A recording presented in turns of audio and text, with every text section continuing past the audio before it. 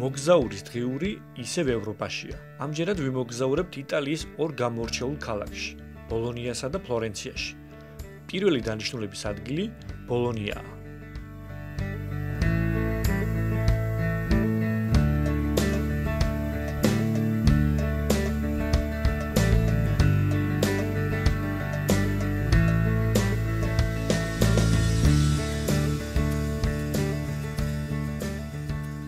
გამის რეისი ქონდა ჩამოდით დაახლოებით 12 საათისთვის.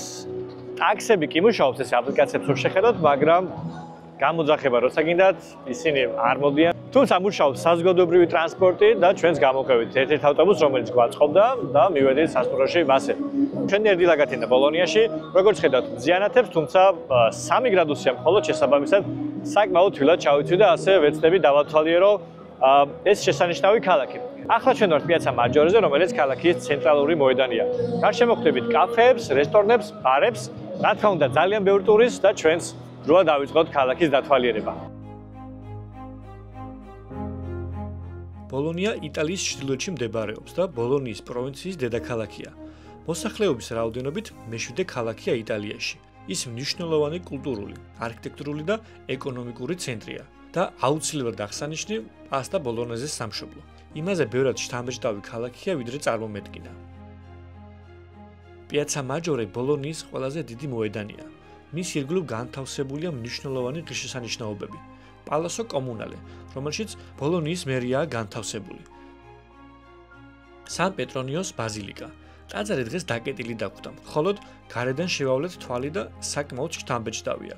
ტაძარი ქალაქის მფარველის, წმინდა პეტრონიოს სახელზე აშენებული. ის მე-5 საუკუნეში ბოლონიის ეპისკოპოსი იყო. ეკლესიის კონსტრუქციას საფუძველი 1390 წელს ჩაეყარა, მაგრამ დროთა განმავლობაში იცვლებოდა. საბოლოო სახე კი 1954 წელს მიიღო.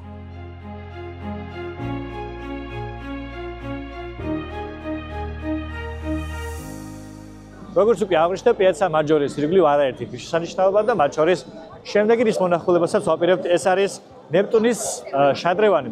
ის მე-16 საუკუნეშია შექმნილი და ეს ბრინჯაოს ქანდაკება წყალს მოუწოდებს სიმშვიდისკენ და მისი მართვის უნარს გამოხატავს. გარდა ნეპტუნის ქანდაკებისა, აქ არიან ნიმფებიც. ვინაიდან ნეპტუნის ეს ქანდაკება შიშველ მდგომარეობაში იმყოფება, ეკლესია ითხოვდა მისთვის ბრინჯაოს შარვალი ჩაეცვა, თუმცა ეს მოთხოვნა უშედეგოდ დასრულდა. რამდენიმე მითი უკავშირდება ამ შადრევას, რომელთაგან ერთი განსაკუთრებით მომეწონა. თუ გსურთ რაიმე წარმატებას მიაღწიოთ თქვენ ცხოვრებაში, საათის სისის მიმართულებით ორჯერ უნდა დაარტყათ ამ შადრევას და თქვენ აუცილებლად მიაღწევთ წარმატებებს თქვენს საქმიანობაში. არ ვიცი რამდენ მართალია ეს მითი, მაგრამ მეც დავარტყავ ორჯერ წელს, თან კარგად დავათვალიერებ და ვინც ის იქნება მართლაც ამიხდეს ჩაფიქრებული სურვილი. ევროპულ ქალაქებში ბევრგან შემოხვედრია ქუჩის მუსიკოსები, მაგრამ ბოლონია ამ მხრივ გამორჩეული აღმოჩნდა. ყოველი ფეხის ნაბიჯზე შეხვდებით მუსიკოსებს. შეიძლება ითქვას, რომ ქალაქის განწყობას სწორედ ისინი ქმნიან და ჩვენს შთაბეჭდილებებსაც ამ ქალაქზე დადებითი ემოციებით ავსებენ. არცაა გასაკვირი, რომ თუ 2000 წელს ბოლონია გამორჩეული არქიტექტურის გამო ევროპის კულტურულ დედაქალაქად აირჩიეს, 2006 წელს იუნესკომ ის მუსიკის ქალაქად გამოაცხადა.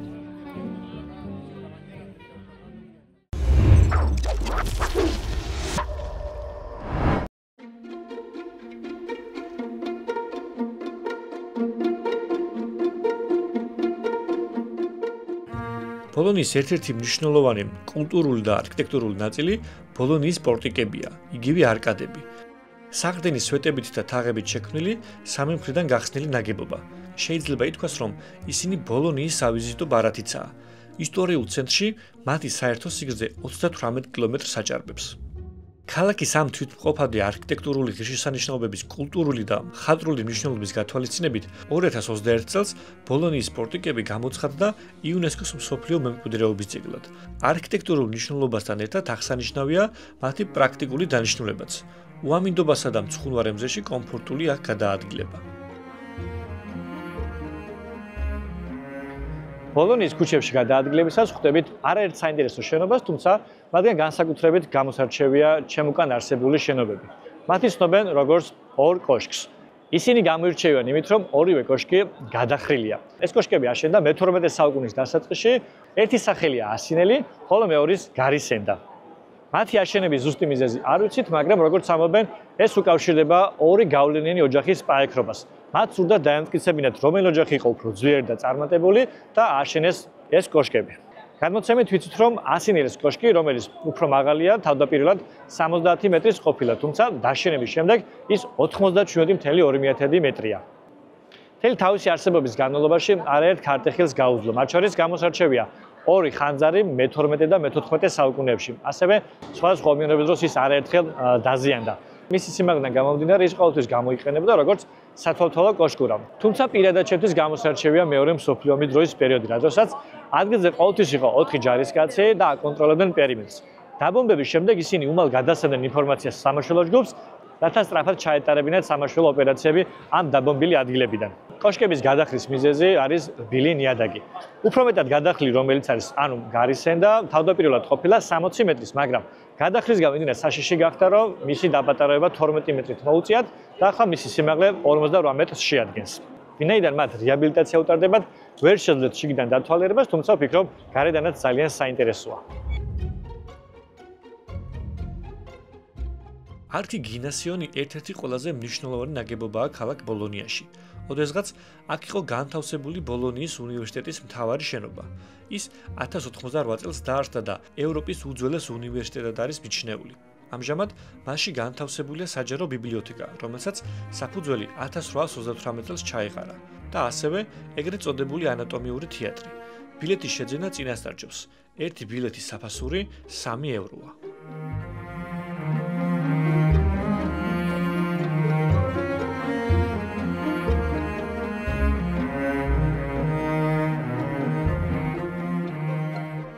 ანატომიური თეატრი არის დარბაზი, რომელიც აგებულია ამფითეატრის სტილში და გამოიყენებოდა ანატომიის ლექციებისთვის.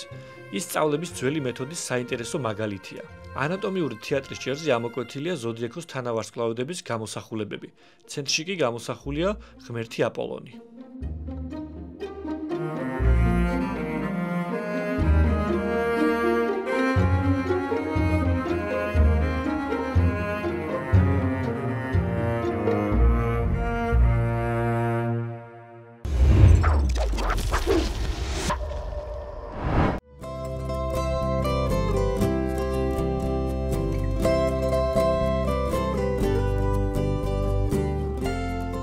გათენდა მეორე დღე ბოლონიაში. დილით უბრალოდ ქუჩებში გავისეირდნენ.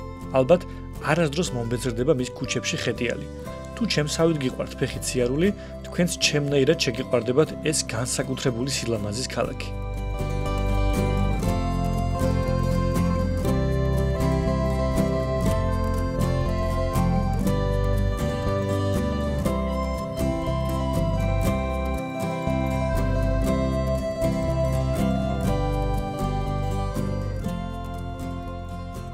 ბოლონიის დატოვება ისე არ მინდა, რომ ერთი ადგილობრივი კერძი არ დავაგემოვნო. ეს არის ტორტელინი in brodo, ანუ ხორცშენის პაკეტის წვნიანი. ძალიან მადის აღმძვრელად გამოიყურება და გემოც ნამდვილად კარგი აქვს. რა თქმა უნდა, იტალიურ წითელ ფშალ ღვინოსთან ერთად.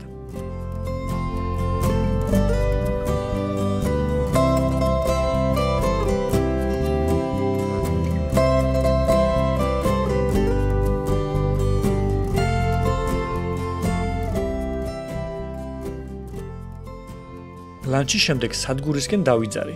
გზად კიდევ რამდენიმე ქუჩას გავივლი. მუსიკოსების გარდა აქ სხვადასხვა წარმოდგენებსაც წააწყდებით. მე მოცეკვავეებს გადავეყარე.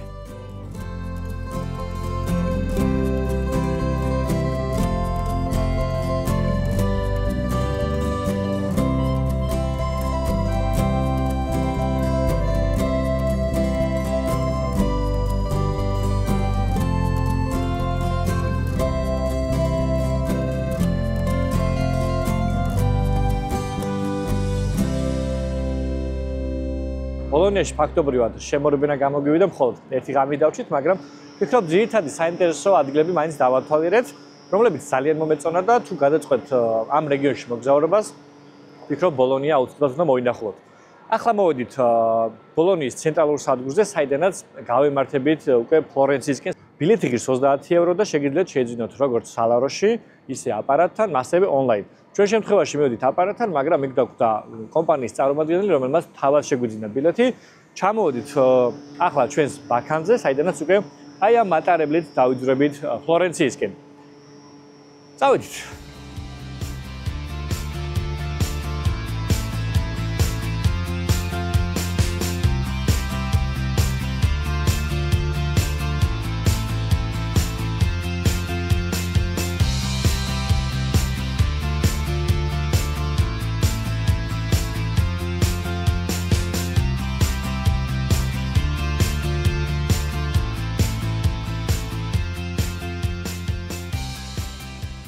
ბოლონიდან სულ რაღაც 40 წუთში ჩამოვედით ფლორენციაში, ვიმგზავრეთ მშვენივრად. ახლოს ხონდა სასტუმრო და ჩვენც მივედით, რა თქმა უნდა, გავერეთ რეგისტრაცია, დავტოვეთ ჩანთები და გამოვედით უკვე დაღამებულ ფლორენციაში, ვინაიდან მინდოდა რომ ღამითაც შემეხედა ამ ულამაზესი ქალაქისთვის, რაც არაერთ ფოტოში თუ ვიდეოში მინახავს და მინდა გითხრათ, რომ ბოლოდის გადააჭარბა უკვე რაც ვთქვათ, ვინაიდან არ მეგონა თუ ასეთი მასშტაბური იქნებოდა ტაძარი, კოშკები, არქიტექტურა. მოგლეთ უკვე ძალიან მომწონს. დღეს მაინც და მაინც ამინდში არ გავგმართა, როგორც ჩანს წვიმს, მაგრამ ხვალ გამოცხადებულია ღრუბლიანი ამინდი. მართალია მზიანი ამინდი არ არის, მაგრამ წვიმიანს აჯობებს, ამიტომ ახლა დავიძრებით ისევ სასტუმროსკენ, გამოვიძინებთ, დავისვენებთ და ხვალ დილიდან ერთად აღმოვაჩინოთ ეს განსაკუთრებული ქალაქი.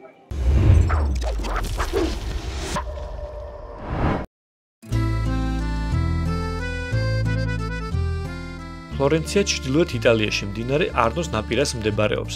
ის ტოსკანის რეგიონისა და ფლორენციის პროვინციის დედაქალაქია. ფლორენცია მდიდარია ისტორიით და კულტურული შედევრებით. ვისაც შუა საუკუნეების არქიტექტურა და ხელოვნება იზიდავს, მათთვის ფლორენცია ნამდვილი სამოთხეა. როგორც უხელ აღნიშნე, დღეს უნდა იყოს მოღრუბლული ამინდი, თუმცა გამოვიდით ქალაქის ცენტრში და შედარებით ძიანი ამინდია მტრედებით ესე საშიშად მოძრაობენ. ახლა ვართ ფლორენციის ცენტრში, იმ ქალაქის, რომელიც ითვლება რენესანსის აკვნად. ფლორენცია მდიდარია თავისი ისტორიით, არქიტექტურით, კულტურული მემკვიდრეობით.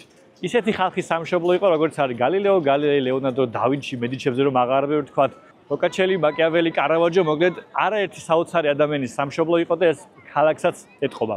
ფლორენციას განსაკუთრებული ადგილი უჭირავს იტალიის ისტორიაში, ის იტალიის სამეფოს დედაქალაქიც კი იყო ერთ პერიოდი და პარლამენტიც ჰქონდათ შესაბამისად. ამ ქალაქში პირველად ვარ, ძალიან მაინტერესებს.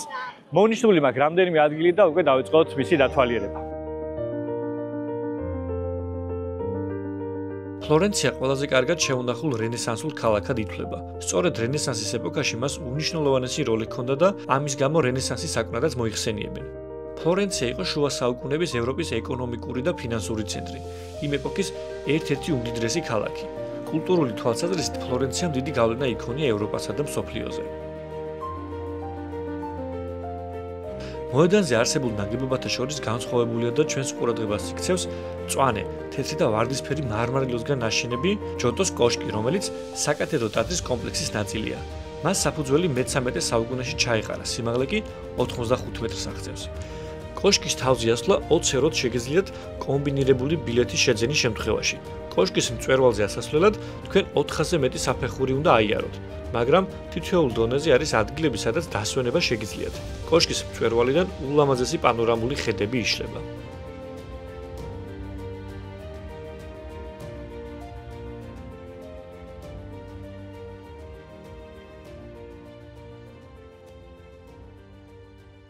ფლორენციის გაგონებისას ალბათ უმეტეს თქვენგანს, ისევე როგორც მე წარმოგვიდგება ფლორენციის საკათედრო ტაძარი თავისი ულამაზესი გუმბათით და შთამბეჭდავი არქიტექტურით, რომელიც მის გარშემო მდებარეობს.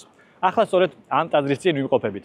ამ ადგილას ჯერ კიდევ მე-4 საუკუნეში იყო პირველი ტაძარი, ერთ საუკუნის შემდეგ აშენდა უკვე მეორე ტაძარი, რომელიც 3 საუკუნეების განმავლობაში ემსახურებოდა ფლორენციელ მრევლს. თუმცა დროთა განმავლობაში ეს ტაძარი ზიანდებოდა, ხშირად უხდებოდა აქაურ მოსახლეობას მისი შეკეთება, ამასთან მისი ზომა უკვე აღარ შეესაბამებოდა ფლორენციის მოსახლეობას. საჭირო იყო აშენებულიყო ბევრად დიდი ტაძარი. სწორედ ამიტომ 1296 წელს დაიწყო ფლორენციის სამსაკათედრო ტაძრის მშენებლობა, რომელიც 1426 წელს დასრულდა. ჩემთვის ამ ტაძრის განსაკუთრებული ნაწილი მისი გუმბათია, რომლის მშენებლობა 1420 წელს დაიწყო, გაგრძელდა 16 წელი და შესაბამისად 1436 წელს დასრულდა. ის იყო პირველი ეგრეთ წოდებული 8-კუთხა გუმბათი, რომელიც ხის საგდენი ჩარჩოების გარეშე აშენდა. და იმ დროისთვის, ანუ მე-15 საუკუნეში, ის ითვლებოდა მთელ ევროპაში ყველაზე დიდ გუმბათად. მართალია მოგვიანებით წმინდა პეტრეს ტაძარი აშენდა ვატიკანში და უკვე დაჯაბნა ზომებში, თუმცა ის დღემდე რჩება ყველაზე დიდ აგურის გუმბათად მთელ ევროპაში. ტაძრის ექსტერიერში გამოყენებულია სხვადასხვა ფერის მარმარილო, რაც განსაკუთრებით აღსანიშნავია უნდა ვთქვათ, რომ ამ ტაძრის თითოეული კუთხე ხელოვნების ნიმუშია. აქ შევხვდებით სხვადასხვა ჩუქურთმას თუ ქანდაკებას.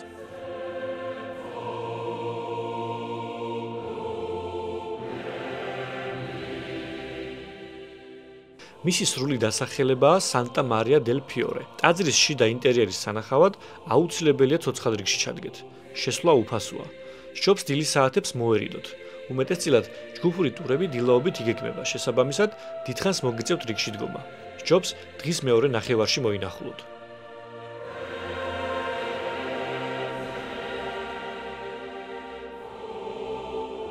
ტაძარი დამშვენებულია 54 ვიტრაჟით, რაც მისი შექმნის დროს მე-14-მე-15 საუკუნეებში ნამდვილად დიდ წამოწყებად ითვლებოდა. გამორჩეულია გუმბათის მოხატულობა. აქვე ხვდებით სხვადასხვა მხატვრისა თუ მოქანდაკის შედევრებს. სურვილის შემთხვევაში შესაძლებელია ტაძრის ქვედა სართულზე საგამოფენო სივრცეც დაათვალიეროთ. ბილეთის ფასი 12 ევროა. მისი ყიდვა მხოლოდ ონლაინ შეგიძლიათ. ტაძარში ცუდად იჭერს ინტერნეტი, ამიტომ გარეთ გამოსვლა და თავიდან რიგში დგომა რომ არ მოგიწიოთ, აჯობებს წინასწარ შეიძინოთ. თუ გსურთ ფლორენციაში არსებული ღირსშესანიშნაობების დეტალური დათვალიერება, ოფიციალურ საიტზე შეგიძლიათ სხვადასხვა კომბინაციის ბილეთის შეძენა, რომელიც მოიცავს ტაძრებისა და კოშკების მონახულებას. ფასიც შესაბამისად განსხვავებულია.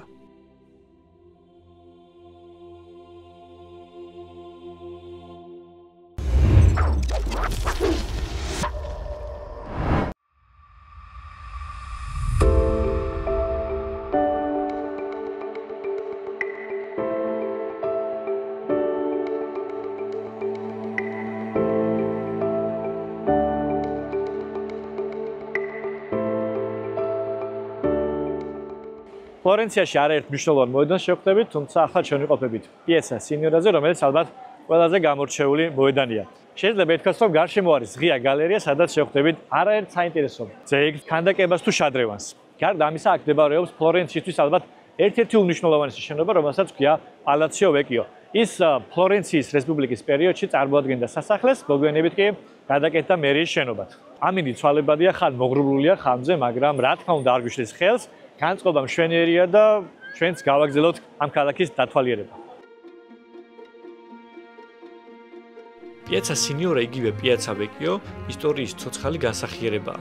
ძველ დროში აქ ფლორენციის რესპუბლიკის მთავრობა, სინიორა მდებარეობდა, საიდანაც ეს სახელწოდება მიიღო. აქ წყდებოდა სახელმწიფო საქმეები და აღესრულებოდა განაჩენი. მოედანზე იმდენი ხელოვნების ნიმუშია, თაგვზა აგებნევათ. მიქელანჯელოს დავითის ასლი, დონატელოს ჯუდიტი და ასევე ტურისტების საყვარელი ნეპტუნის შადრევანი, სადაც მონეტებს ყრიან. კიდევ ერთხელ დაბრუნების მიზნით. მოგზაურებს შეგვიძლია პალაცო ვეკიოს შიდა ტერიტორია უფასოდ დავათვალიეროთ, რაც მართლაც კარგი შესაძლებლობა და ბედნიერებაა.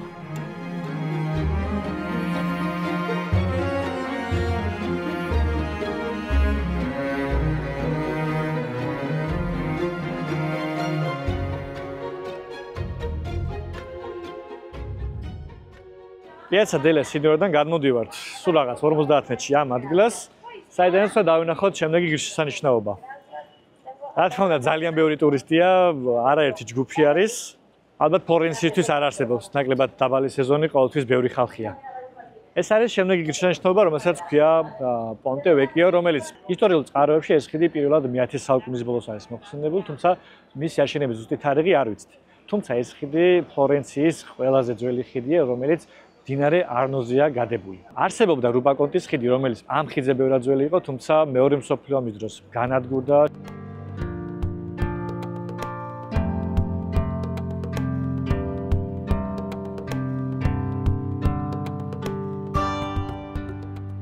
პონტე ვეკიოს ხიდის გარდა არაერთი ხიდია მდინარე არნოზე. ახლოს მდებარე ხიდები კარგი ადგილია ფოტოს და ვიდეოების გადასაღებად და ტურისტები, რა თქმა უნდა, ამ ხიდებზეც მრავლად არიან. მდინარეში კი ალაგ-ალაგ ხედავთ კაიაკით მოვარჯიშე ფლორენციელებს.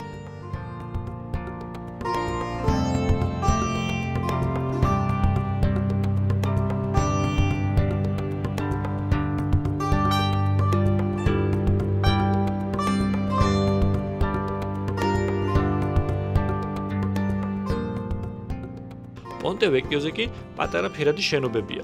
ხიდზე ჯიხურებია განლაგებული, სადაც ძირითადად სამკაულები იყიდება.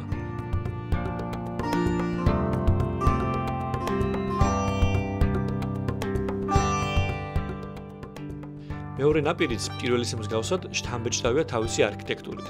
აქ მდებარეობს პიტის სასახლე. სასახლე თავდაპირველად ფლორენციელ ვაჭარს, ლუკა პიტის ეკუთვნოდა, სწორედ აქედან გამომდინარეობს მისი სახელიც. მოგვიანებით ის მედიჩებმა იყიდეს და ეს სასახლე იყო ტოსკანის დიდი საგრაფოს მმართველთა რეზიდენცია.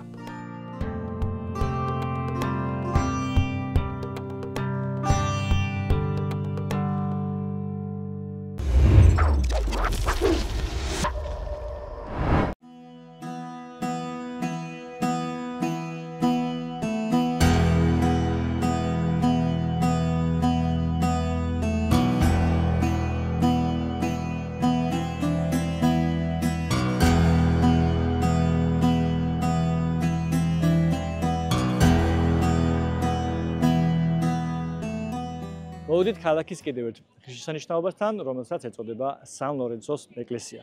ის ჯერ კიდევ 393 წელს აკურთხეს, შესაბამისად ის ერთ-ერთი უძველესი ტაძარია მთლიან ფლორენციაში. როგორც ვიცით, მაშინ ეს ტერიტორია მაშინდელი ფლორენციის ქალაქის გარეთ არსებობდა. ამ ტაძრის კიდევ ერთი შემადგენელი ნაწილია მედიჩების სამლოცველო, რომელიც მე-16-17 საუკუნეებში გაკეთებული და მასზე თვით მიქელანჯელო მუშაობდა. ამ სამლოცველოს აშენების მიზანი იყო წარმოეჩინა მედიჩების ოჯახი, როგორც დიადი ჰერცოგები, რომლებიც სან ლორენცოს ეკლესიას მფარველობდნენ. შესვლა ფასიანია, ერთი ბილეთის საფასური არის 9 ევრო, რომელიც მოიცავს როგორც სან ლორენცოს ეკლესიას, ასევე მედიჩების სამლოცველოს და როგორც ვიცი, ასევე შიდა ბაღს. ამიტომ შევიძენ ახლა ბილეთებს და ერთად დავათავდეროთ ეს საინტერესო ტაძარი. სან ლორენცოს ბაზილიკა ფლორენციის ერთ-ერთი უძველესი ეკლესიაა. ის 393 წელს აშენდა და 300 წლის განმავლობაში იყო ფლორენციის საკათედრო ტაძარი. ახლანდელი ფორმის ჩამოყალიბება კი მე-15 საუკუნეში დაიწყო. სამონასტრო კომპლექსი რამდენიმე ნაწილისგან შედგება.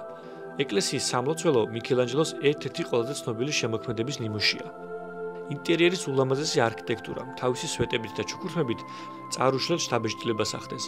ამას ემატება ქანდაკებები, მიქელანჯელოს და დონატელოს ნამუშევრები. თავიდანვე განცდა გეუფლება, რომ ხელოვნების მუზეუმში ხარ და არა ტაძარში.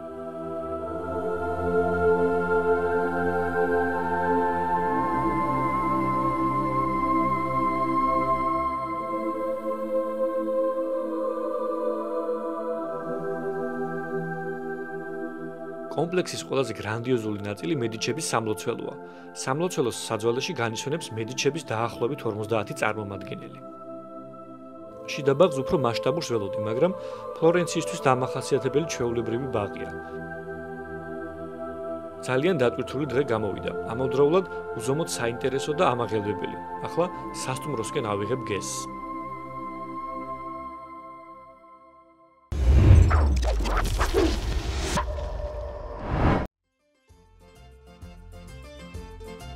მინდა რჩევა მოგცეთ. ფლორენციის მოსანახულებლად რამდენიმე დღე გამოყოთ. ნამდვილად არ ინანებთ, ეს დაუვიწყარი მოგზაურობა იქნება. დავათვალეთ ფლორენცია, რის ნახავს გენოდა ყველაფერი ვნახეთ და ახლა მოვედით მთავარ სადგურზე, სადაც შევიძინეთ ბილეთი, ადგილზევე და უკვე მატარებლით გავამართებით რომისკენ, რომელიც ჩვენი ერთგვარი ბოლო დანიშნულების ადგილი იქნება, საიდანაც გამოფრინდებით ქუთაისში. ერთი ბილეთის საფასური 50 ევროა და დაახლოებით საათ ნახევარში ვიქნებით რომის ცენტრალურ სადგურზე. წავედით. შემდეგ გადაცემაში ქართველი ტურისტების ერთ-ერთ პოპულარულ ქვეყანას, არაბთა გაერთიანებულ საამიროებს ვესტუმრებით.